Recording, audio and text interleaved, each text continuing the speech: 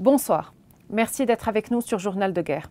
Au 7e jour du conflit entre le Hamas et Israël, voici ce qu'il fallait retenir de la journée à 19 h.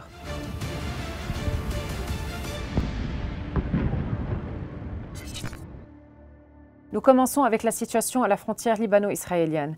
Des échanges de tirs ont eu lieu entre le Hezbollah et l'armée israélienne autour des zones d'Al-Dhaïra, Al-Mashab, Ramia et Al-Adaïseh dans le sud du pays. L'une des tours d'observation de l'armée libanaise à Al-Mashab a été touchée par Israël. L'armée libanaise a toutefois précisé que la tour n'était pas fonctionnelle.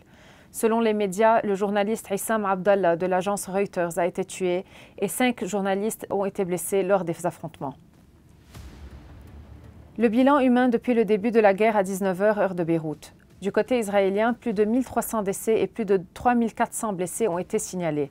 Du côté de Gaza, 1800 personnes ont été tuées et 6388 blessés parmi les Palestiniens. Le Hamas a rejeté vendredi l'évacuation du nord de la bande de Gaza où vivent 1,1 million d'habitants après que l'armée israélienne l'ait ordonné, a indiqué le mouvement islamiste dans un communiqué. En effet, Israël avait ordonné l'évacuation sous 24 heures vers le sud du pays de tous les civils de la ville de Gaza au 7e jour de sa guerre contre le Hamas.